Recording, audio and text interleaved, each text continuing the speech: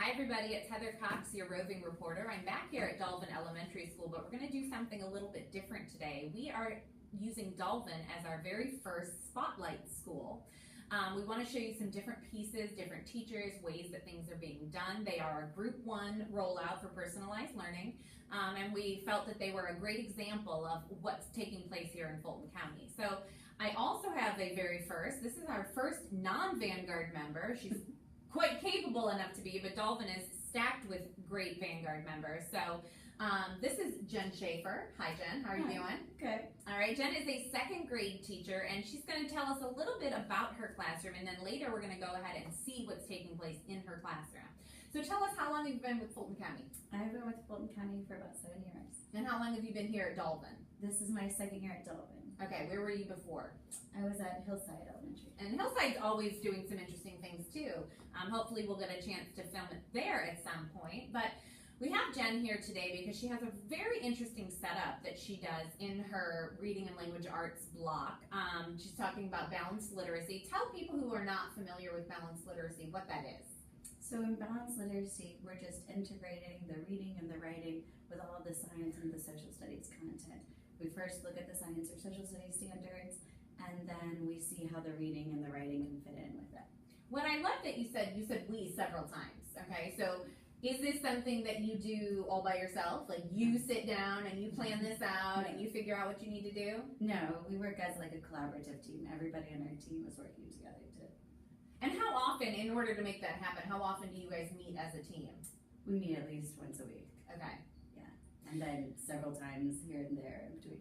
And now, Jen also has something that she shared with many different people, and I really love it, and we're going to show you what it looks like on paper later and then in action in the classroom. But tell us about your I guess, grid or chart that's your must-dos and your can-dos. Tell everybody what that's all about. So we have a chart, and it has 16 activities on it. 4 must-dos, and then each must-do has a choice of 3 can-dos. And they're all different activities that are just things that different kids might be interested in.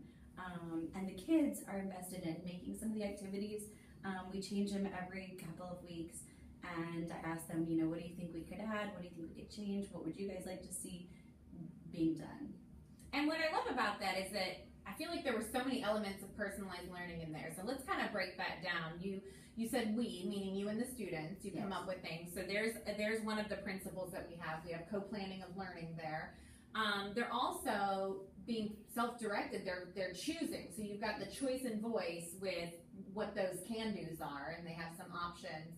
And then do they have to get to all of them at some point? They have to do all of the must-dos, and then they can choose which can-do they do from each row. Okay, so it's great that the students are there's so much student ownership in that piece. Different things. So we are going to take a look at Jen's classroom today. We'll see that in action with the kids going through their stations. We might talk to a few of them and see what their thoughts on personalized learning are. So stick with us and hope you enjoy.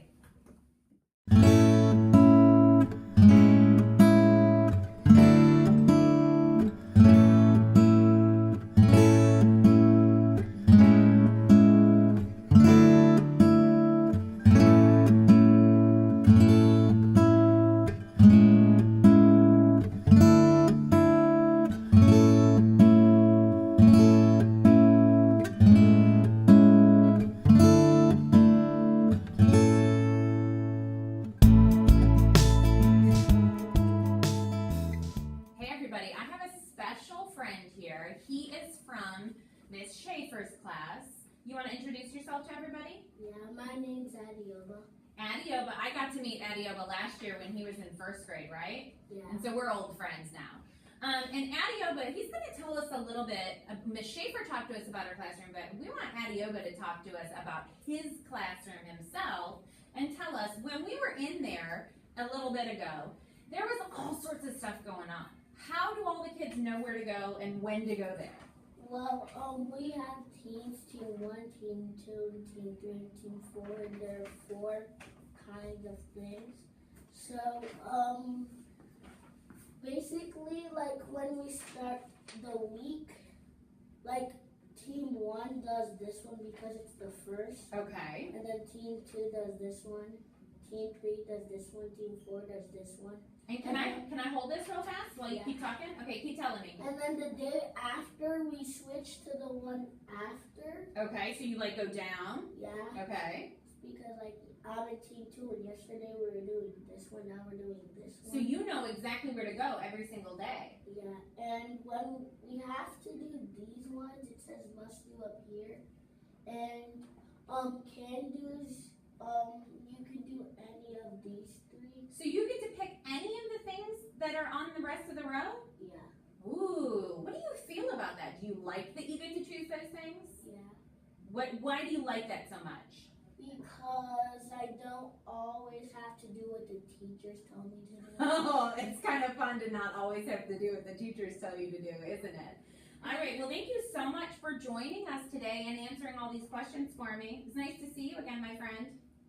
I have another friend here. Her name is Faith. How you doing, Faith? Good. Faith is also going to talk to us about kind of the things that go on in Miss Schaefer's classroom. You think you can do that for us? Mm-hmm. Okay. So when I just grabbed you out of class, what was taking place? What were you guys all doing? We were doing rotations, and we have 4 stations, and so our team starts at the 4th one, which was yesterday. Okay. And today we're doing the first one, which is investigation station.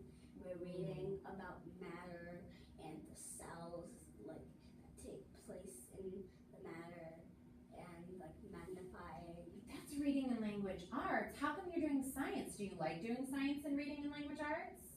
Well, rotations is a mix of really all of the things we learn. Oh, that is really cool. Do you like learning that way? Mm-hmm. Why do you like learning that way?